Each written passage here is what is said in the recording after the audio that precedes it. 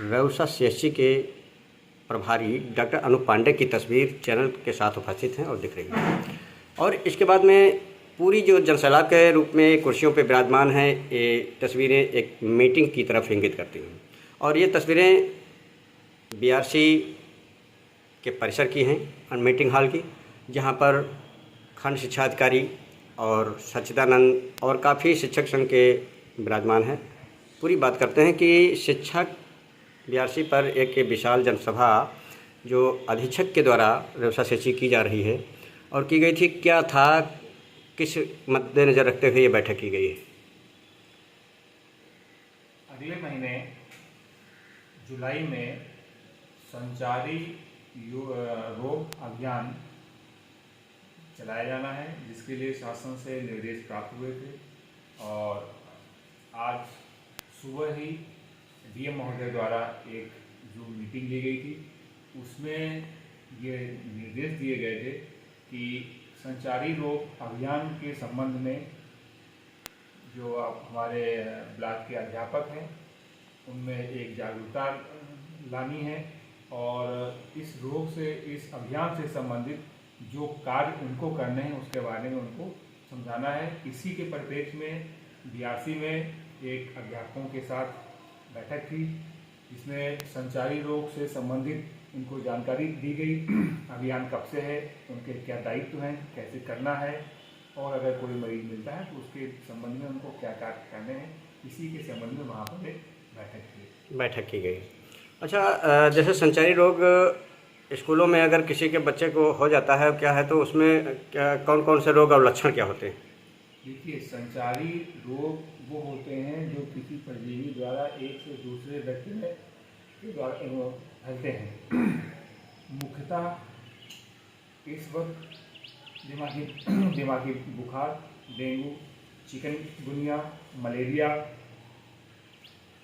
और एईएस, ये बीमारियां हैं जिसके संबंध में संचारी रोग संचारित होता है।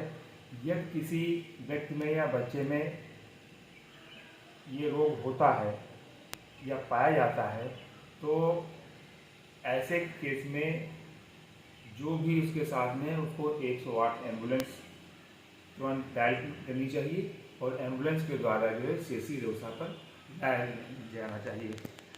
चिकनगुनिया, डेंगू, मलेरिया, इन सभी के अलग अलग लक्षण होते हैं, लेकिन एक बहुत ही कॉमन चीज़ है कि तेज बुखार के साथ सर में दर्द, उल्टी, चकत्ते पड़ना, जोड़ों में दर्द होना। इनमें से अगर कोई बुखार के साथ एक भी लक्षण है तो तुरंत ही 108 एम्बुलेंस डायल करें और संबंधित रोगी को सीधे सीएससी रेवसा लेके आए। अच्छा, इसके लिए अपने यहाँ कोई वार्ड बनाया गया? हाँ, इसके लिए सीएससी रेवसा पर 6 बेड का एक ईटीसी वार्ड बना है, जो वार्ड इन्हीं लोगों के लिए एक संरक्षित रखा गया है और उस वार्ड में ऐसे ही मरीजों को भर्ती किया जाएगा। अच्छा, जो ये बताए हैं, जो जेई का टीका ये किस में लगता है? जो जेई है, जो जिसको दिमागी बुखार भी आम भाषा में कहते हैं, जेई का टीका 9 महीने पर लगता है प्रथम डोज, और 1.5 से 2 साल के बीच उसकी दूसरी खुराक लगती है। लेकिन 9 महीने से लेकर के और 15 वर्ष के बीच में ये टीका कभी भी दिया जा सकता है।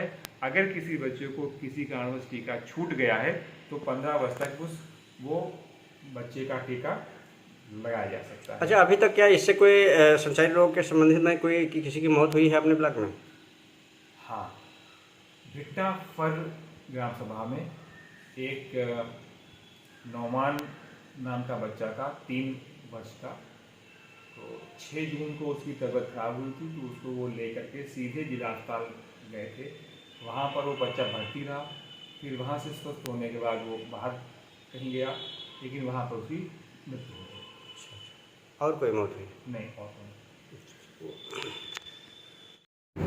अब बात ना करें करनी है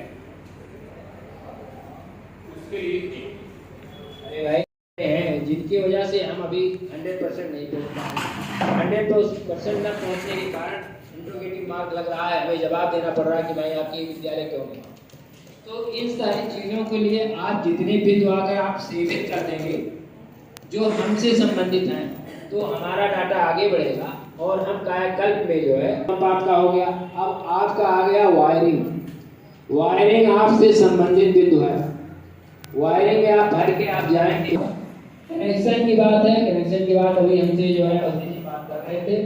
कनेक्शन में जिन विद्यालयों में कनेक्शन, एक बात और आती है कि 40 मीटर से कहीं अगर पोल दूर है तो 40 मीटर वाले में वो ज्यादा पैसा जमा करा।